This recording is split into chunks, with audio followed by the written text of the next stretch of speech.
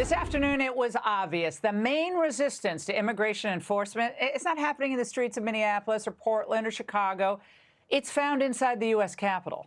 Because just hours ago, 47 Democrats in the Senate voted to shut down funding for DHS, including the so-called moderates, like Virginia's Tim Kaine and Mark Warner, Arizona's Mark Kelly.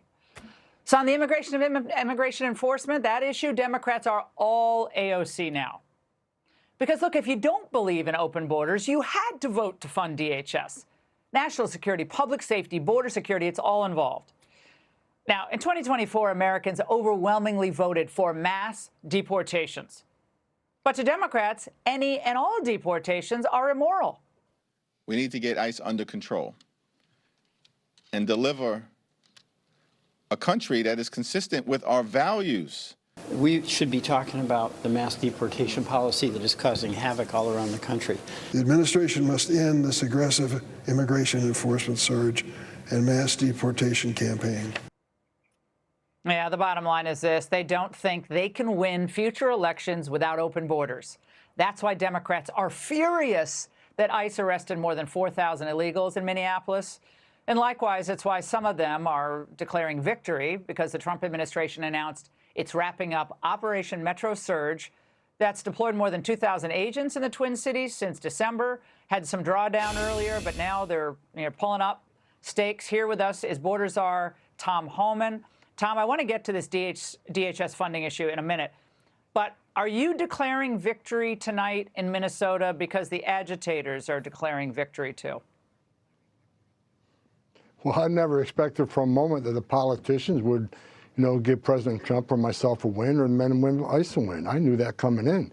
I worked for the President of the United States. He sent me to Minneapolis to do three things. De-escalate, done. Take public safety threats off the street. Over 4,000 illegal aliens were arrested, done.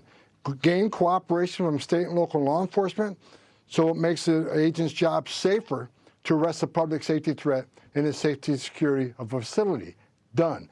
But even though we're drawing down resources, we still want to have hundreds of special agents here, drawn down on the fraud here from the Somatic community and others. Those fraud investigations are going to continue until they're done. We're going to hold people responsible.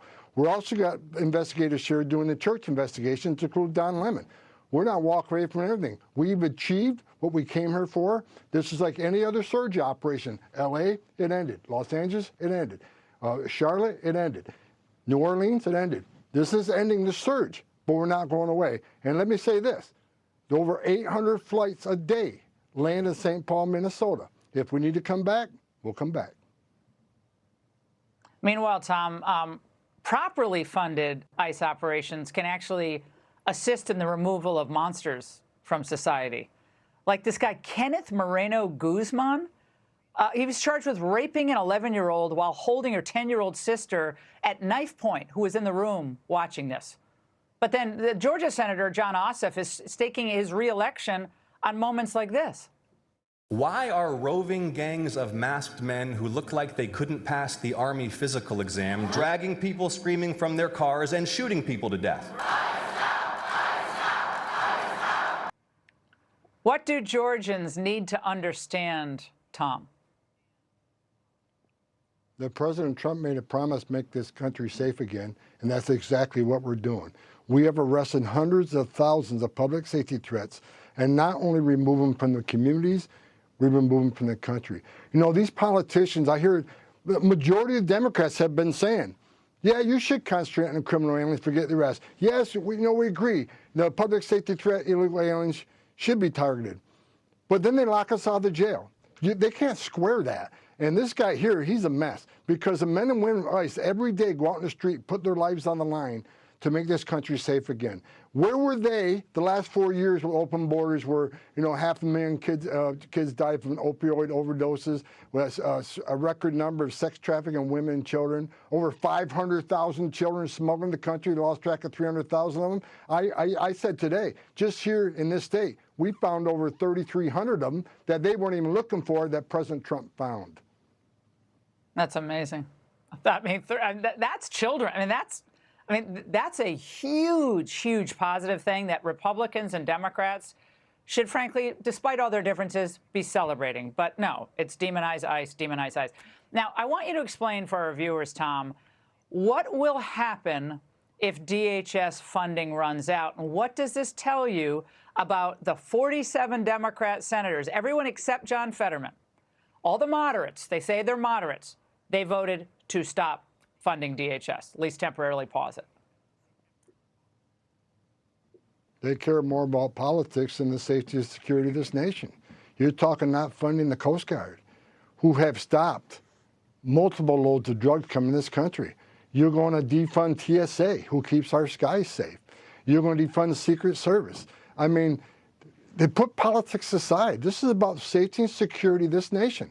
ICE has all the money they want to keep doing the job. Of course, the men and women on the board from ICE won't be getting paid, but we'll continue to do operations. These are patriots. They're going to keep going out there and taking people off the street. And let me be clear, mass deportations will continue, and we're not rolling back. President Trump promised mass deportations, and that's exactly what American people are going to get. We're going to enforce immigration law without apology. If you're in this country illegally, we're coming for you. But what they're doing is putting politics ahead of the safety and security of this nation, and it's pathetic and it's sick. Well, earlier today, you may have seen this, Tom, your favorite judge, U.S. District Judge James Boasberg, issued the order to bring back 137 Venezuelans, citing as precedent the return of Kilmar Abrego Garcia from Salvador's CECOT prison to the United States. So how are we supposed to secure our borders? How is the president is able to execute his constitutional duties on immigration enforcement if single district court judges are able to claw back illegals or those with temporary protective status back into the United States?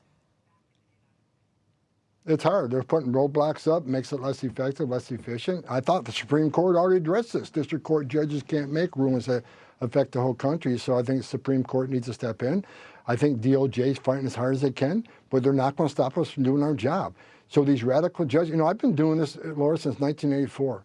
I've never seen so many district court judges, radical judges, make decisions that affect the safety and security of this nation. The American people voted for President Trump, who I think is the greatest president in my lifetime, to make this country safe again. We got the most secure border in the history of this nation because of President Trump. We have record number of deportation removals for President Trump. This country is safer because of President Trump. Crime rates went down for President Trump. But these radical judges don't care. They become more politicians than someone wearing a robe is supposed to, be the blind justice. I don't see it. Too many politics, too many radical judges making decisions. The Supreme Court needs to step in again and slap them down. They've already done it once. Maybe they need to do it again. I'm not an attorney, but I'm sick to my stomach every time I see a decision like this. No, they're trying to wear the administration down by legal attrition and flood the zone with lawsuits. This is what they do, and this is, That ain't going to happen. Well, we need as many new districts. Not going to wear us down. That's not going to happen. All right, Tom. You had a long road there in Minneapolis. We appreciate it very much. Thanks so much. And coming up, reparations are coming. Democrats plan to take back power next.